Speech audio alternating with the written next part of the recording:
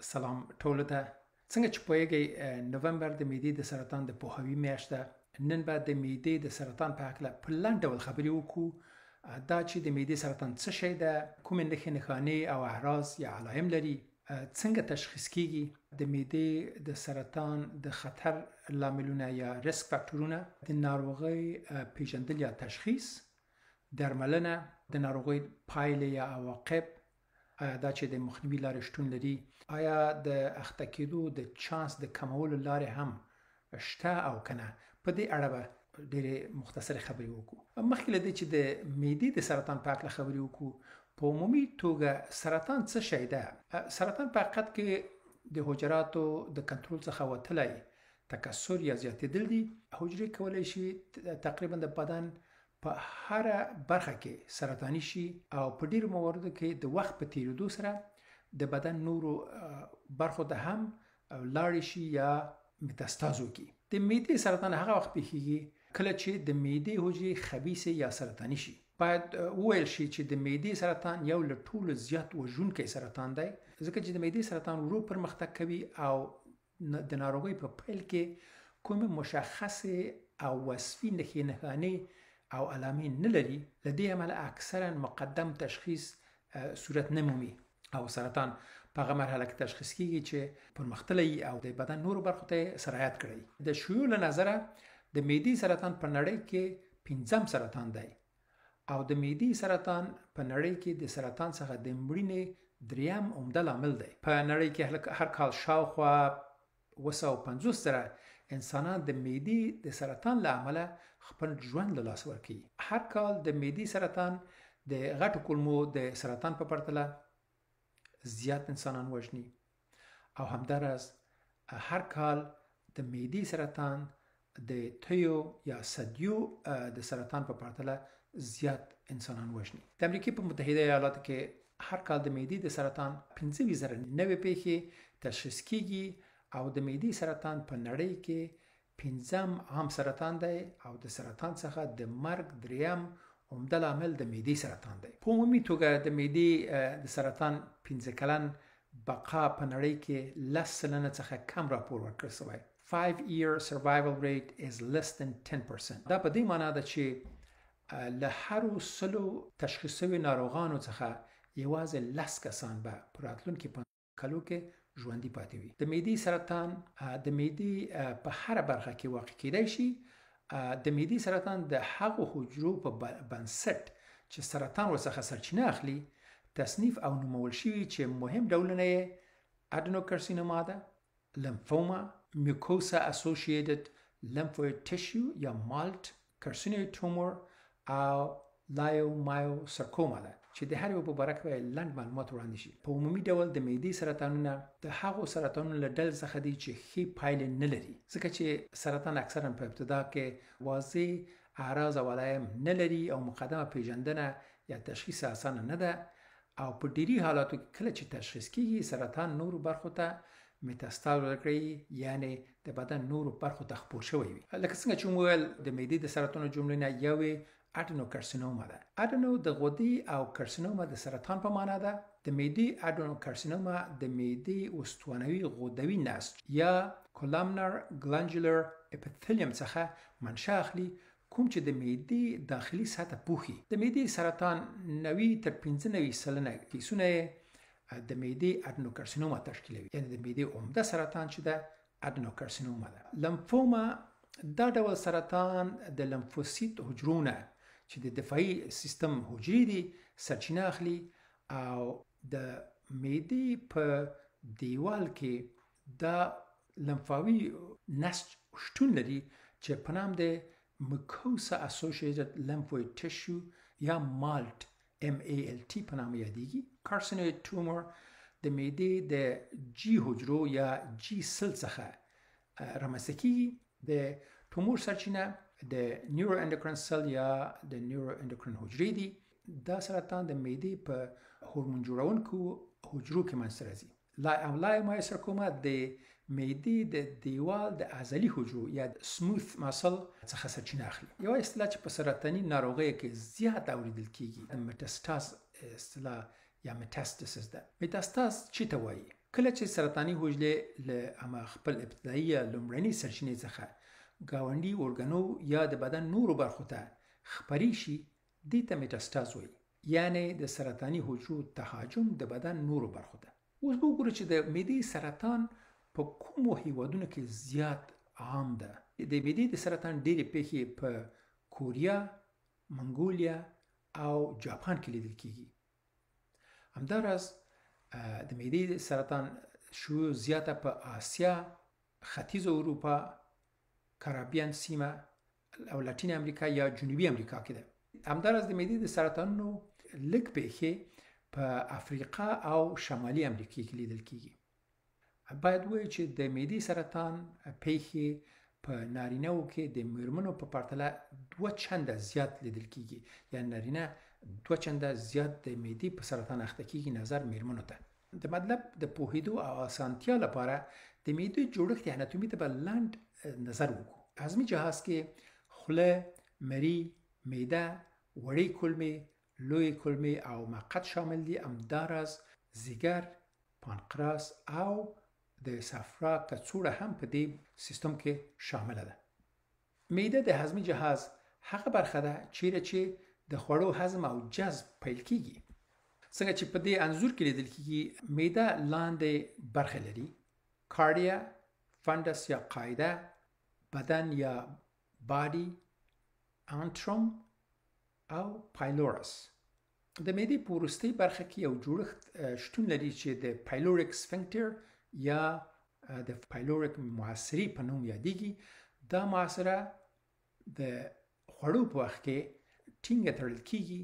څو خواړه د هضم او جذب لپاره د معدې دننه پاتې شي. د معدې دیوال له 4 طبقو څخه جوړ شوی دی.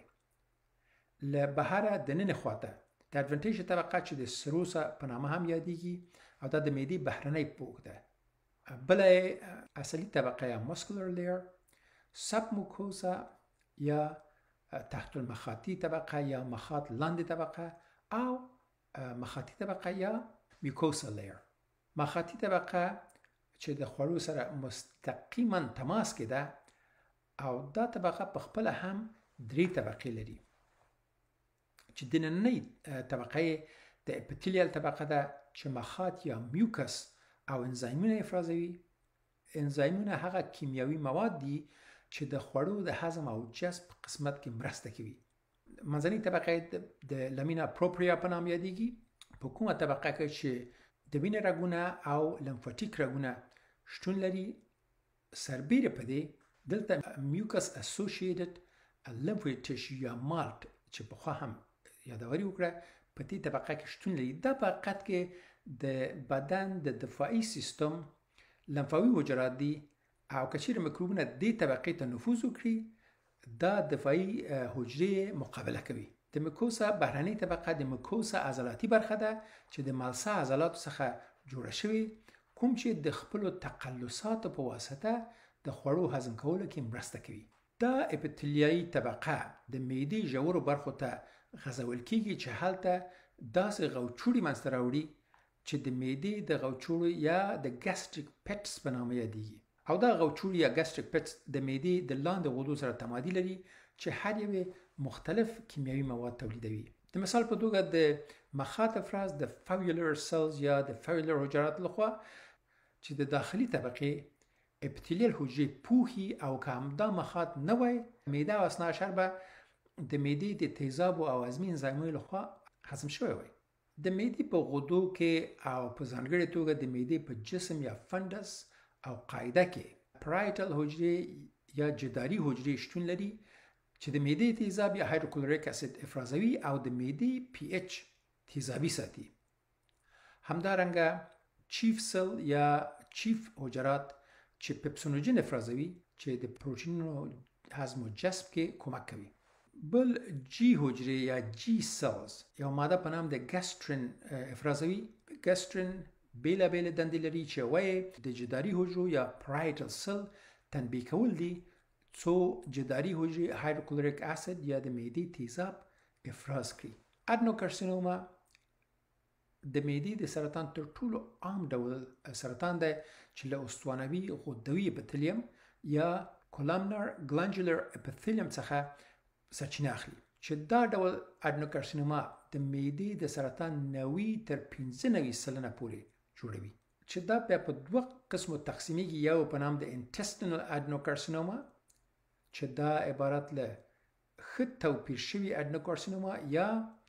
well differentiated adenocarcinoma ده او بلی منتشر اډنوکارسینوما یا diffuse adenocarcinoma یا undifferentiated adenocarcinoma ده intestinal adenocarcinoma یا کولمو ډوله adenocarcinoma د معدې تر ټولو عام ډول سرطان دی چې لامل په ډیری وقایو کې یو میکروب ده چې په نام د H pylori یا Helicobacter pylori په نامه یادیږي H pylori میکروب د ناروغۍ منځته راوستونکي کیمیاوي مواد لکه کاک A افرازوي کوم چې اپیتلیایي حجرو ته ننوځي او هلته د ډیرو پراخو تخریبونو او زیانونو لامل کیږي په دې حالت کې معافیتي سیستم د دې زخمونو شتون کشفوي او د معدې په داخلي پوښ یا غشا کې التهابي عکس العمل یا غبرګون رامنځته کوي چې د معدې د التهاب یا ګاسترایټس لامل کیږي په معدې کې هیلیکوبیکټر پایلوری یا H pylori د موکوسا یا مخاط تخریب ته دوام ورکوي او د معدې موضعي التهاب دوام مومي چې د معدې د مزمن التهاب سبب کیږي د دې پروسې په لړ کې د معدې نورمال اپیتلیم یا ګاستریک اپیتلیم په دوامداره توګه تخریب او بیرته ترمیم کیږي چې وروسته له څه وخته د دې ویجاړېدو او بیا رغونې په پایله کې د معدې اپیتلیم حجرو کې داسې بدلون منځته راځي چې د کولمو اپیتلیم سره ورته والی ښیي چې دا پیښه په نام د میټاپلیزیا یادیږي او چون په دې خاص قسمت کې د کولمو حجرو سره شباهت لري دې ته intestinal metaplasia وایي میټاپلیزیا څه شی ده میټاپلیزیا یو داسې حالت ویل کیږي چې د بدن د یوې برخې حجرې په داسې طریقه تغییر او بدلون عمومي چې د بدن د بلې برخې حجرو سره ورته والی پیدا کوي یعنی دا چې په غیر معمولی موقعیت کې د نارمل نسج شتون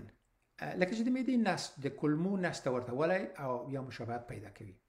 د وخت په تیریدو سره په دې حجرو کې ممکن میوټیشن یا تغییرات په هغو جینونو کې رامنځته شي چې د حجرې دوران یا سل سایکل د حجرو د ویش او تکثر مسؤلیت په غاړه لري دلته دوه ډوله جینونه دي یو په نام د ټیومر سپریسر جین یا د تومور سرکوب کوونکي جینونه چې په نارمل حالت کې د هغو پروتینونو لپاره کوډ کیږي چې د حجرې دوران یا سل سایکل ته توقف ورکوي او یا اپاپټوسس چې د حجرې پروګرام شوی مرګ دی دا تقویه کوي چې په حقیقت کې دا د یو برک په شان عمل کوي بل جین چې په نام د پروتو انکوجین یادیږي په عادي حالاتو کې پروتو انکوجین د هغو پروتینونو د تولید لپاره کود ده چې حجروي دوران یا سل سایکل غښتلی کوي او قوي کوي او په واقعیت کې د اکسلریټر یا اکسلیټر یا سرعت ورکوونکي په څیر عمل کوي کوم چې د حجرې د ویش پروسه ګړندۍ کوي په دې ناروغۍ کې میوټیشن یا بدلون په دواړو جینونو کې یعنی هم په ټیومر سپریسر جین او هم په پروتو انکوجین دواړه کې واقع کیږي کله چې دا پیښه رامنځته شي میټاپلاستیک حجرې په نه کنټرولېدونکي ډول په ویش یا تکثر پیل کوي او په هر ویش سره لا زیات میوټیشنونه اضافه کیږي په پایله کې دا بدلونونه یا میوټیشنونه ممکن حجرې خبیثه یا سرطاني کی یعنی چې پرته له کنټروله تکثر وکړي او وړتیا ومومي چې د بدن نور برخو او غړو ته میټاستاز یا یرغل وکړي intestinal adenocarcinoma معمولا د معدې د انټرم په کوچنی انحنا یا لسر کرویچر کې د غیر منظم زخمونو یا قرحاتو غوندې چې غونډې شوي شونډې لري لکه چې پنځور کې لیدل کیږي او په عمومي توګه دا یو well differentiated یا ښه تفریق شوي نسج ده په دې معنی چې دا د کولمو د حجرو سره ډېر ورته والی لري برعکس منتشره یا خپره ادنوکارسینوما یا ډیفیوز ادنوکارسینوما د معدې په هره برخه کې څرګندېدای شي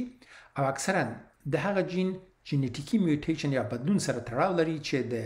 CDH1 په نامه یادیږي ډیفیوز ادنوکارسینوما کولی شي چې د بدن نورو نږدې او لرو انساجو او غړو ته خپره شي یا میتاستاز وکړي په همدې دلیل د intestinal adenocarcinoma په پرتله diffuse adenocarcinoma ډیره تهاجمي او یرغلګره ده چې کولای شي د معدې په هر برخه کې څرګند شي او دا د معدې د داسې التهاب لامل کیدای شي چې د معدې دیوال پلن او سخکی چې لکه یو چرمی یا څرمن بوتل ښکاري له همدې امله هغه ته لنایدس پلاستیکا یا څرمن بوتل وایي د معدې لمفاوي سرطان اکثرا د میوکس اسوسییټډ لمفوید ټیشو یا مالټ یا د میوکس سره مرتبطه لمفاوي حجرو څخه سرچینه اخلي دا حجرې په ځانګړې توګه بی سل یا بی حجرات دي چې دنده یې د هغو پاتوجنو یا مرض زېږونکو میکروبونو مقابل کې غبرګون یا عکس العمل دی چې کله اپیتلي طبقې څخه تیر شي د ناروغۍ لامل کیږي د بیلګې په توګه مزمن اچ پایلوري یا کرونیک هیلیکوبیکټر پایلوري کولای شي چې د بی سل یا د بی حجرو د ګړندي تکثر یا پرولیفریشن لامل شي چې په دې ډول په دې حجرو کې د میوټیشن چانس او په پایله کې د لمفوما چانس پورته بیایي کارسینوید تومورونه د نیورو اندوکراین حجرې لکه جی سل یا جی حجرې څخه سرچینه اخلي کوم چې ښه تفریق شوی ول ډیفرنشیټډ تومور ده یو شکل لري چې د پالپ په نامه یادیږي چې یو کتلې په شکل له مخاط څخه راوتلی ښکاري او بل لایمایوسارکوما که څه هم لایمایوسارکوما تومورونه اکثرا په معدې کې منځته راځي اما کولی شي چې د هضمي جهاز په نورو برخو کې هم چې هلته جی حجرې یا جی سل شتون ولري پیښ شي لکه کولمو او پانکراس کې لایمایوسارکوما د معدې د دیوال د ملسه عضلي حجرو څخه سرچینه اخلي او دا تومور خورا کم او نادر دی اوس به د ادنوکارسینوما اختلاطات ته نظر وکړو د معدې ادنوکارسینوما اختلاطات په لاندې ډول دي متاستاز یا تهاجم د نس صفاق یا پیرټونیم ته او متاستاز د نو یا سوري د شاوخوا لمفاوي عقداتو ته چې د سیستر مری جوزف فقدو په نامه یادېږي دا ځکه چې دا د لومړي ځل لپاره د هغې راهبې لخوا چې سیستر مری جوزف نومیده او د سرطان د ناروغانو پالنه کوله او د لومړي ځل لپاره دا د دې عقدو شتون ته د نو په شاوخوا کې متوجه شوی وه همداراز د معدې د سرطان متاستاز یا تهاجم چپ فوق الترقی یا چپ توقق څخه پورته عقدې ته چې دا د ورچاو د عقدې په نوم یادېږي همداراز د معدې د سرطان متاستاز ریکټم یا د غټو کولمو وروستنۍ برخې ته چې په نام د بلمرز شلف یادېږي بلمرز دا هغه ډاکټر و چې د لومړي ځل لپاره دا واقعیت توضیح کړی و او بل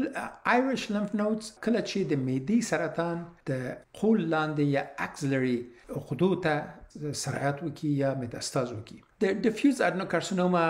دوه اړخیزه متاستاز یا تهاجم مبیزونو یا تخمدانونو ته د یو ځانګړي تومور لامل ګرځي چې د کروکنبرګ تومور په نامه یادېږي کوم چې د ګوتمیو په څیر لویه حجرې چې په نام د سیګنټ سل یادېږي لري او د دې دلیل دا ده چې د دې حجرو په سایټوپلازم کې لوی واکیولونه یا خلاګانې شتون لري چې هسته یوې خواته ټیل وهي او حجره د ګوتمۍ په څیر معلومیږي همدارنګه لرې پرتو ارګانونو ته هم متاستاز کوي لکه متاستاز ځیګر ته د معدې د سرطان بله عارضه په نام د پرانیوپلاستیک سندروم یا پرانیوپلاستیک سندرومونه دا سندرومونه د اصلي تومور هغه اختلاطات دي چې د وجود نورو برخه کې بیل دي چې تومور هلته متاستاز وکړي دا اختلاطات منځته راولي لکه لیسر ترلاوت ساین چې دا په واقع کې سیبیور کیرټوسس یا قهوه‌ای رنګه ټاپې یا لکې دي چې د پوټکي په بیلابیلو برخو کې لیدل کېږي دا د پوټکي یو تشوش ده چې مشخصه د متعددو سیبیور کیرټوسس منځته راتلل دي چې په ډیر سرعت یې اندازه او شمیر زیاتېږي دا د سرطان پر اړوند اختلال په ډیری مواردو کې د خبیث ایکانکټوزس نیګریکانس سره تړاو لري چې دا عبارت ده د جلد تغییر یا توریدل د جلد په التباعاتو کې لکه غاړه د قول لاندې او دې ځایو کې لیسر ترلا سندروم یا ساین دا حالت د کیراتینوسایت یا کیراتین جوړونکو حجرو د تنبیه یا تحریک له امله چې د ګروټ فاکټور په واسطه منځته راځي، کوم چې د سرطاني حجرو لخوا تولیدیږي. بل پالی ارترایټس نودوزا چې د یو شمیر وړو او منځني سایز شریانونو التهاب څخه عبارت ده، او دې کې هغه شریانونه هم شامل دي چې بډوړو ته او زړه ته وینه رسوي، چې کولای شي د بډوړو د عدم کفایي سبب شي او یا هم د زړه د حملې لامل وګرځي. سرطاني حجرې د رګونو یا اویو حجرې تابع او تحریکوي چې نسجي فاکتور آزاد کی، چې دا د وینې د لخته کېدو حالت یا کواګولاپاثي د زیاتوالي لامل کیږي او ترومبوز یا د وینې د لخته کېدو د منځته راتلو سبب کیږي. بل د تروسو سندروم ده چې په وریدونو کې د ترومبوز لامل کیږي، چې دا په نام د مهاجر ترومبوز یا مایګریټوري ترومبوز په نوم یادېږي. او که چیرې د معدې سرطان د معدې او مری د یوځای کېدو برخې ته نږدې چې د معاصرې په نوم یادېږي وده وکړي، دا کولی شي چې د دې برخې د تنګېدو لامل شي چې د خوړو او مایعاتو انتقال له مری څخه معدې ته ستونزمن کوي. دا حالت په نام د سودو اکلیژیا سندروم یا د کاذب اکلیژیا سندروم په نامه یادېږي. اوس به لږ د معدې د سرطان د سټیجونو په هکله وغږیږو. د معدې سرطان سټیجینګ یا مرحله چې د سرطان درملنه د هغه په بنسټ صورت مومي په تخنیکی ډول لږ څه پیچلي دي، مګر په لنډ او اسانه ډول ویل شي چې د معدې سرطان 4 مرحلې لري: اوله مرحله، دومه مرحله، دریمه مرحله او څلورمه مرحله. لومړی سټیج یا مرحله کې سرطان د داخلي غشا یا پوښ پورې محدود دی چې معدې داخلي سطح فرش کوي یا پوښي. دوم سټیج یا مرحله هغه ده چې سرطان ژور لړ شي او عضلي طبقو ته ورسیږي. دریم سټیج یا مرحله چې سرطان د معدې دیوال ټولو طبقو ته خپور شي خو لري غړو او اعضاو ته انتشار ونه کړي. څلورمه مرحله هغه وخت ده کله چې سرطان د بدن لري ارګانونو او برخو ته میټاستاز یا سرایت وکړي. اوس به د معدې د سرطان د ریسک فاکټورونو یا خطر په عواملو لږ خبرې وکړو. په عمومي توګه د معدې د سرطان ریسک فاکټورونو د خطر عوامل په لاندې ډول دي: د معدې د سرطان کورنۍ تاریخچه، یعنی که په نږدې کورنۍ اعضاو کې د معدې سرطان تشخیص شوی، چانس د نور اعضاو د کورنۍ هم زیاتیږي. د تمباکو کارول، څه په شکل د سیګریټ او یا په نور اشکال سره، د الکولو یا شرابو څښل، چاقي یا چاغوالی، د عمر زیاتېدل. د 50 کالو څخه چې عمر ډېر شي واقعات زیاتېږي، ګرځه بعضاً په کمو سنونو کې هم واقعات لیدل شوي دي. د معدې د سرطان د انټسټینل کارسینوما د شکل لپاره د خطر ځانګړي عوامل په لاندې ډول دي: نارینه جنسیت، لکه څنګه چې ویل نارینه نظر میرمنو ته 2 چنده زیاتر د معدې په سرطان اخته کیږي. د اچ پایلوري میکروب یا هلیکوباکټر پایلوري میکروب هغه خلک چې د وینې ګروپ ای وي، هغه غذایی رژیمونه چې په نایټریټس او نایتروس امین سره بډای وي، غذا کې د مالګې ډیر کارول، د پروسس شوو غذاګانو خوړل، د اچارو او په ځانګړي توګه د پیکلز څخه زیات استفاده کول، دود وهلي خواړه یا سموکس فود چې په دغه پروسه د جوړولو د غذایی موادو کې کارسینوجن یا سرطان زیږونکي مواد تولیدېږي. دا چې آیا د لاندې غوښه هم د معدې د سرطان لپاره د خطر لامل دی که نه، کوم علمي ریسرچ شتون نه لري. بل د معدې آټوامین التهاب یا آټوامین ګاسټرایټس، پرنیشس انیمیا یا خبیثه انیمیا چې د ویټامین B12 د کموالي څخه منځته راځي. ای کلوروهایډریا یا معدې کې د اسیدو یا تیزابو کموالی یا نشتوالی. د معدې آټوامین التهاب یا آټو ایمیون ګاسټرایټس هغه حالت ویل کیږي چې معافیتي سیستم د معدې جداري حجراتو یا پرایټل سل باندې برید کوي او هلته د التهاب لامل ګرځي. خبیثه انیمیا یا د وینې خبیث کموالی داسې حالت دی چې د وینې کموالی د B12 ویټامین د نشتوالي یا کمبود له امله د وینې د سرو حجرو تولید کموي. کوم شیان د معدې د سرطان چانس کموي؟ د تمباکو لرونکو توکو نه کارول، لکه د سګرټ څښلو څخه ډډه کول، د الکولو له څښلو څخه ځان ساتل، د پروسس شوو خوړو د زیات مصرف څخه مخنیوی، د دود وهلو غوښو او یا خوړو چې په نام د سموکډ فودز یادېږي د دې څخه کم استفاده کول، د ډېرې مالګې څخه کار نه اخیستل، د ډېر مالګین خوړو نه کارول، د اچارو او پیکلز څخه لږ استفاده کول، او همداراز داسې عوامل چې د معدې د سرطان چانس راکموي هغه د میوو څخه زیات استفاده کول، د سبو یا سبزیجاتو څخه زیات استفاده کول، هغه خوړو څخه استفاده کول کوم چې زیات الیاف یا فایبر لري، او همداراز د فولیک اسید یا فولیټ څخه استفاده کول د معدې د سرطان په وړاندې محافظوي رول لري. آیا د معدې سرطان کوم اعراض او علائم لري؟ په پیل کې د معدې سرطان کېدای شي چې هیڅ اعراض علائم ونه لري، او یا کچیر اعراض علائم شتون هم ولري، عموما ډیر مبهم او ګونګ اعراض علائم دي، لکه ضعف او سستی او بېحالي، د اشتها کمیدل او بدهضمي، کوم چې ناروغ د نس په پورتنۍ برخه کې د معدې د سوځېدو یا هارت برن او د جوشي احساس کوي، او یا نور عوارض لکه د نس پړسوب او دوامداره نفخوبات. کله چې ناروغي مخکې لاړه شي، عمده او اصلي نښې څرګندېږي، کوم چې د اپیګاسټریک سیمې یا د نس د پورتنۍ سیمې درد په ځانګړې توګه د غذا د خوړلو څخه وروسته درد پیدا کیږي. دلبدي، استفراغ یا کانګ کول، د وزن له لاسه ورکول بیل دی چې شخص غوښتلی وي چې وزن له لاسه ورکړي، یعنی unintentional weight loss. سربیره په دې د معدې سرطان کولی شي چې زخمونو او وینې بهیدو یا خونریزي لامل شي. که چیرې خونریزي ډیره وي نو دا د وینې د کمښت یا کمخوني لامل کېدای شي. په معده کې د وینې تجمع یا جمع کېدل د وینې د استفراغ یا د هیماتیمسز لامل کېدای شي. دا استفراغ روښانه سور رنګ لري. که چیرې د وینې سره کرویات د معدې د تیزاب په واسطه ویجاړ یا تخریب شي، دا ځان ته نسواري یا قهوه‌ایي رنګ غوره کوي چې د کافي ګراوند وامټس په نامه یادېږي. همداراز کېدای شي چې ناروغ کې میلنا پیښه شي. میلنا تور رنګه او چسناکه غایطه مواد ویل کېږي. دا هغه غایطه مواد دي چې د وینې سره کرویات پکې شتون لري، کوم چې د معدې د تیزاب په واسطه تخریب شوي دي. اوس به وایو چې د معدې د سرطان تشخیص څنګه وضع کیږي. د معدې د سرطان تشخیص د انداسکوپي په واسطه صورت مومي. انداسکوپي یا EGD یا اسافاگو ګاسترودوارناسکوپي دا یو پروسیجر ده چې یو کوچنی ټیوب چې په سر کې یو کوچنی کامره او د رڼایي منبع ځای شوی د خولې له لارې میري او معدې ته داخلیږي، او ډاکټر په مستقیمه توګه د هضمي جهاز پورتنۍ برخه معاینه کوي، او که کوم غیر نارمل شی یا تومور